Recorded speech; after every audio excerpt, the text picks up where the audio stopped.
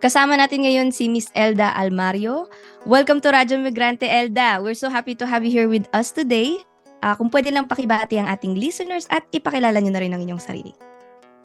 Hello sa ating mga listeners. Hello, Wins. Maraming salamat for inviting me dito sa program na to. I am very happy to be here. And also, introduce ko na din yung sarili ko. No? I'm Elda Almario. Isa akong registered psychotherapist sa Ontario, Canada. So, ang ibig sabihin nun is, ang psychotherapist ay isang tao na nagbibigay ng treatment para sa mga taong merong mga nakaka-experience ng mga challenges sa kanilang mental health. Elda, ang mga mo ba, clients mo usually Filipino or iba-iba naman? Iba-iba, pero mostly Filipino. And kasi, largely dahil yun sa I'm finding na yung Filipino clients are looking for Filipino therapists dahil pakiramdam nila mas naiintindihan sila ng Filipino therapist, hindi na nila kailangan i-explain yung cultural aspect of their experience, and sometimes naghahanap din talaga sila ng therapist na nagsasalita ng Tagalog. Kasi 'di ba ikaw rin nag-migrate ka rin to Canada recently. Can you tell us a little bit about yung kung kailan ka pumunta ng Canada at bakit ka rin ng Canada? Yes, Wayne. So, nag-migrate ako sa Canada in 2018. Medyo uninteresting yung immigration story ko in that nag-move ako kasi yung husband ko based sa Canada. And so, dahil talaga we want to live together, kaya ako nag-migrate. And yet, I also want to recognize na yung mom kasi nung asawa ko, nag-migrate to Canada because of the caregiver program. So, she then is an immigrant herself. Tapos, she was able to petition yung asawa ko, and yung asawa ko was able to petition me. And yun nga, very fortunate ako to have that opportunity dahil doon. Nagpa-practice ka na rin noon sa Pilipinas? Yes, that's right. So, bago pa ako mag-move, nagpa-practice na ako ng psychotherapy sa atin back home. Just quickly, meron bang mga napansin ka agad na similarities and differences dun sa nung nasa Pilipinas ka and when you have your work here sa Canada? Siguro, Waynes, yung sa transition period, immediately ang nasa isip ko was, paano kaya ako makapag-practice ng therapy sa Canada? You know, syempre, hearing a lot of stories na, pag lumipat ka sa Canada, kailangan mag-start ka from scratch. And syempre, I did a lot of research kung ano ba yung kailangan para makapag-practice ako, and I really learned na kailangan ko mag-take ng additional education and training plus mag-register bilang psychotherapist bago ako makapag-practice. So, medyo may konting time nung nag-transition ako, hindi ako nakapag-practice agad. There were just some steps na I had to take muna before I got to practice. And then in terms of, siguro sabi mo, similarities or differences, daming similarities kasi in terms of theories, yung practice, yung clinical practice itself. So parehas naman yung pinagkukuhaan namin ng theories na yun. No? So yung practice overall, both in Canada sa Philippines, meron tayong mga ethics to follow, may mga standards of practice. As overall talaga, very client-centered. Right? So pinaka-importante talaga yung client na we're working with. And in terms of differences naman, merong difference in terms of licensing, paano makuha yung license, ano yung mga regulatory framework. Kasi sa Pilipinas, walang title na psychotherapist. So, ang title na meron sila is psychologist, meron ding psychometrician, meron ding registered guidance counselor. Pero psychotherapist itself, walang ganun na title sa Pilipinas. And siguro yung other differences pa napansin ko is yung healthcare system natin, diba? It's very different. Pati yung accessibility ng mental health saka yung use of insurance. Ayun, marami-rami rin parang pinagkaiba. Pero sa experience mo, Elda, ano bang isa sa mga paraan kung paano natin maaring i-address itong mga taboo surrounding mental health? Totoo yan, Waynes, no? Yung stigma talaga. continue to exist around mental health. And yung stigma, hindi siya nakakatulong sa pag-seek ng help ng mga tao. Kasi pakiramdam nila either masabihan silang nag-iinarte o masabihan sila na mahina sila, na it's a form of weakness. So, sobrang important talaga na makombat natin kung mabawasan yung stigma, no? And siguro in terms of how to do that, I have a few things in mind na pwedeng natin gawin.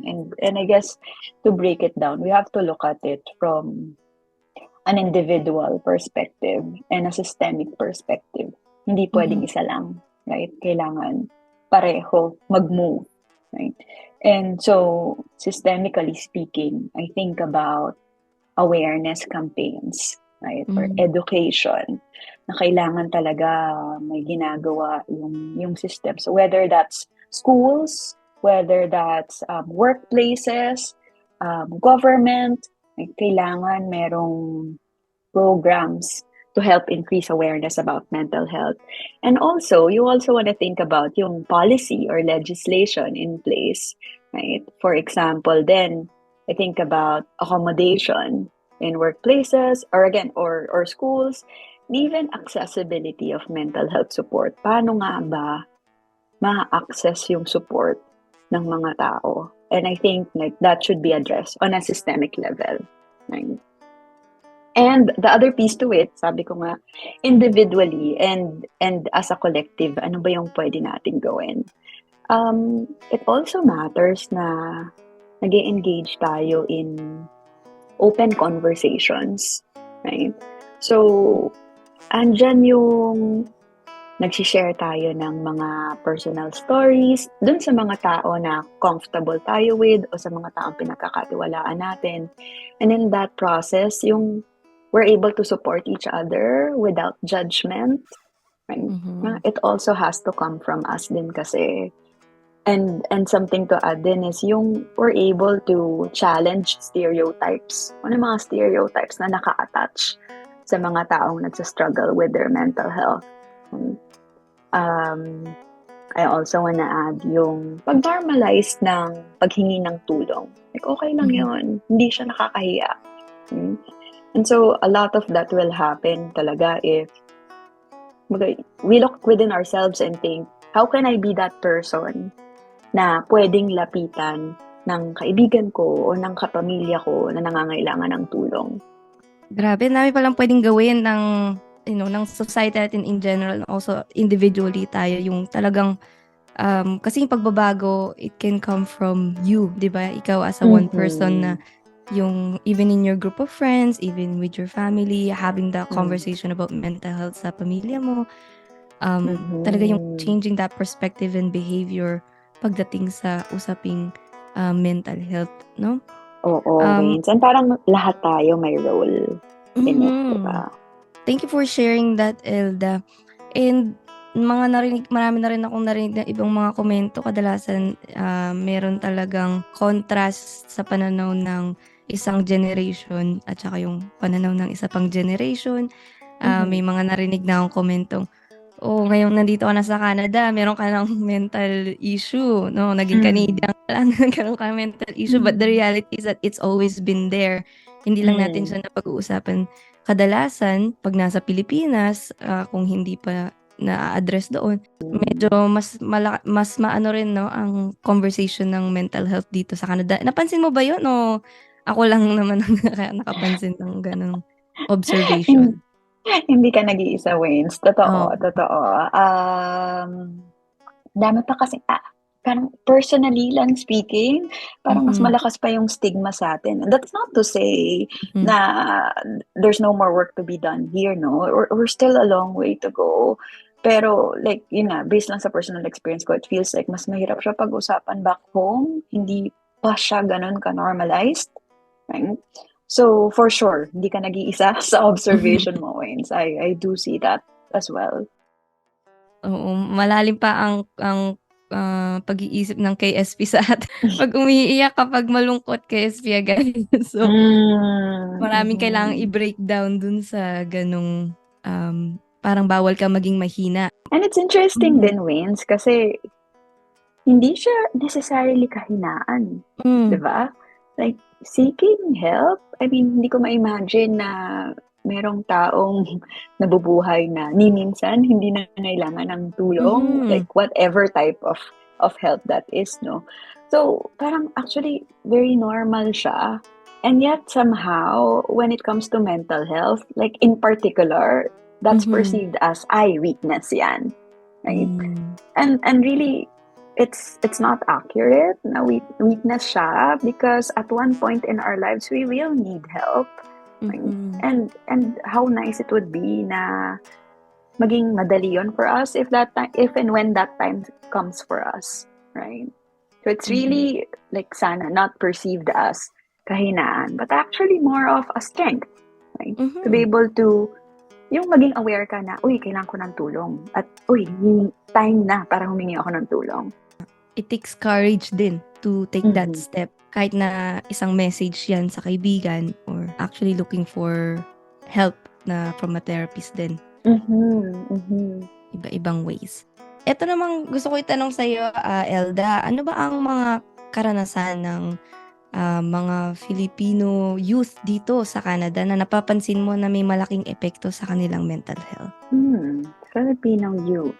A lot of times, siguro immigration in general, you think about leaving yung comfort zone mo and moving into this totally new place na posibleng wala kang kilala, hindi mo alam how systems work, right? And so a lot of it is, really big on adjustment, right? And minsan yung adjustment na yon can be easy for some, and for some can be really difficult, right?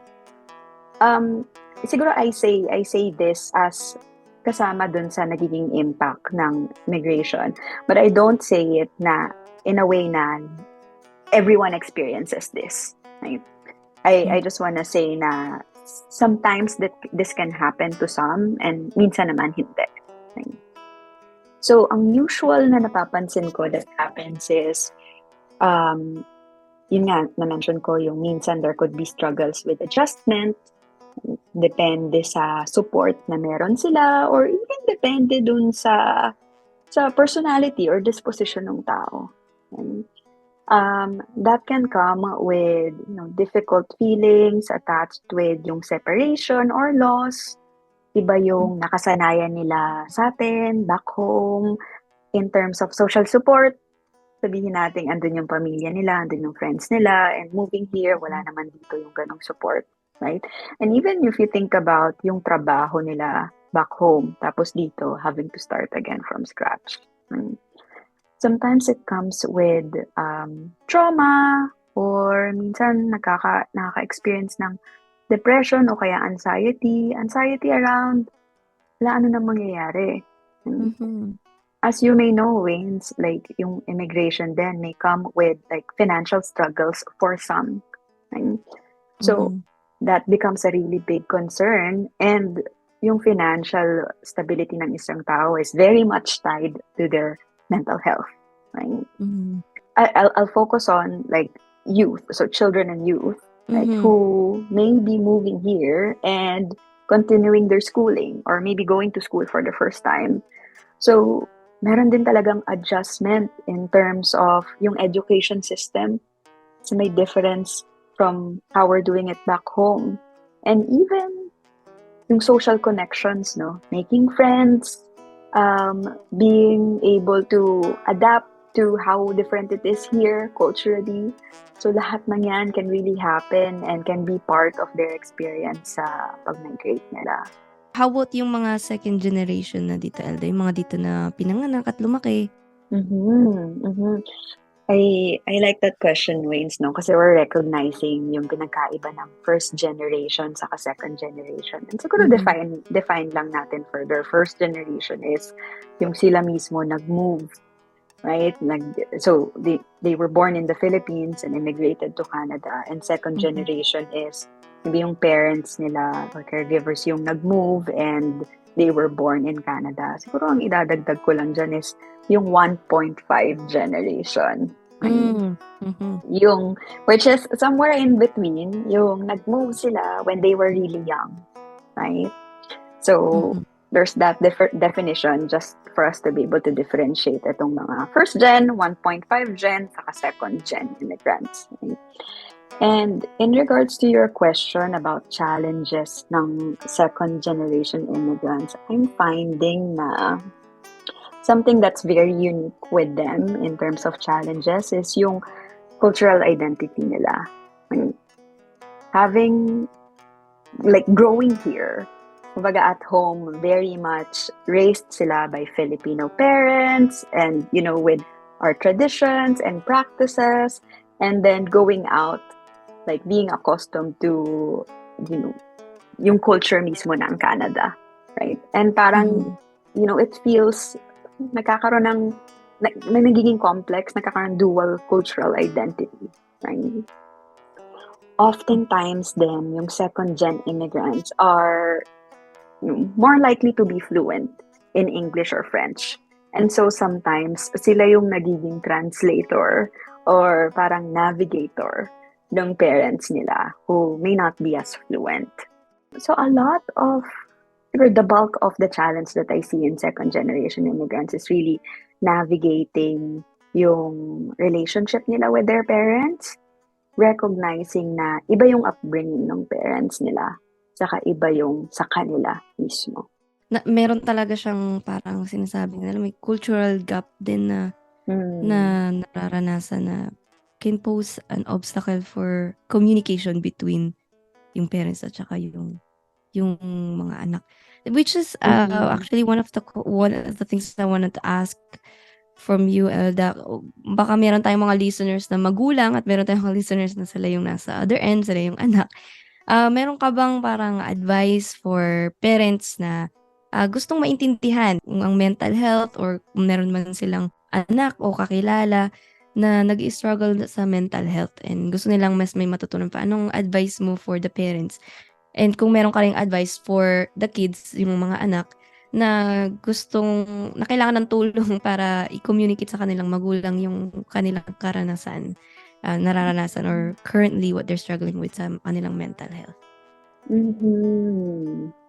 It's a complex question, no? Kasi I Mhm. really don't want to be putting the weight on just one, let's say parents lang or yung children lang, Mhm. right? Like, I think about answering this question in a way na how can we make everything work? Like, paano tayo magtutulungan, right? Mhm. So siguro in terms of parents, it's really, I think, like within themselves. Yung hope ko is for them to be able to hold a general attitude of openness and curiosity. And Mhm.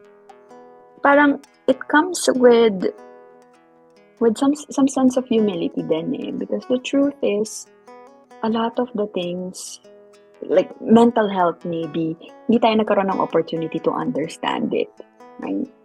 And so Mhm. siguro madaling i-dismiss yung mga bagay-bagay. Ayun nga, again, to say nag-iinarte lang, mas mahirap pa dyan yung pinagdaanan namin, ganyan Mhm. lang, nahihirapan ka na. And yet, if we can really hold an attitude of ano nga ba talagang nangyayari, Hmm, yung openness, like it's going to be uncomfortable, but we really need to be there for our children and for our youth to allow them to open up to us. And I'll go back to the systems, no? I Mhm. really hope that parents can seek support for themselves. Kasi how do you figure out parenting, or how do you figure out supporting your child who's struggling mentally? Kung ikaw mismo hindi mo talaga alam, right? So Mhm. hopefully they can reach out to schools or settlement agencies or other professionals, their family doctors, that can really give them resources or point them to the right direction para sila mismo matulungan, and so they can do better for their children. And for the kids, I guess also, it's a two-way street, no? There's also a lot of understanding na sana magkaroon din yung mga bata in terms of what their parents are going through. I'd like to think na they are doing their best. Right? Ang hirap lang kasi because there's so much on their plate. Mahirap kasi these are young children, these are youth who are already struggling. And yet, if possible, kung komportable, to engage in conversations about mental health kahit pa konti-konti and really be patient as they gradually open up to their parents. And if that's really not the right timing, hindi pa kaya talaga mag-open up ngayon, my hope is that they have friends they can trust. There are people around them, whether that's teachers or counselors or social workers or therapists, who would be able to support them in their journey. Thank you sa advice, Elda. Very complex question niya dahil I know the answer is not, parang walang isang sagot for everyone's case, for everyone's experiences. Napaka iba't iba ang relationship and realities of families. Ano lang, no, pahuling tanong na, ano bang, kung meron kang mensahe para sa ating mga tagapakinig ngayong World Mental Health Day? Ngayong World Mental Health Day, siguro ang mensahe ko sa ating mga tagapakinig is to be very, very succinct with this is that your mental health matters. It's okay not to be okay sometimes. We don't always have to show up na very pulled together and as though we're not struggling or nothing's ever difficult. Right? Because yung pag-seek ng help is not it's not a form of weakness. In fact, it is a form of strength. Right? And as we've spoken about earlier, lahat tayo may role to break the stigma surrounding mental health and accessing mental health support. Right? So, let's start with looking after ourselves. Paano ba natin mapaprioritize yung self-care? So much so that people can reach out to us. Check in with your loved ones. Kamustahin sila? Okay ba sila? And really be there for them pag kailangan nila ng tulong. And then for those who are needing help, don't ever shy away from asking from help. Because just always remember, you're not alone. We're here. And we're all really doing our best to help each other. Thank you, Elda. Napaka lagi ko naririnig yan, check in with your loved ones, no? Lalo na nung pandemic. Sabi nila, check in with your loved ones, check in with your friends, kung kamusta na sila. It is challenging time. But also, even now, it's always a challenging time. And life is, the reality of life is difficult. Dapat continuous ang pag-check-in natin sa ating friends and loved ones and sa ating sarili. Maraming salamat, Elda, for taking the time to speak with us today. Thank you so much, Wayne. It's such a pleasure. I'm so happy to have this conversation with you and to share it with everyone. I really hope they know that there is help available and that they would be able to ask for it when it's needed. Yes, napaka-importanting diskusyon at I'm for sure we will have you on our radio again dahil marami pang pwedeng pag-usapan patungkol sa mental health ng ating mga kababayan. At dyan po ako nagtatapos ang aming interview. Maraming salamat sa pakikinig.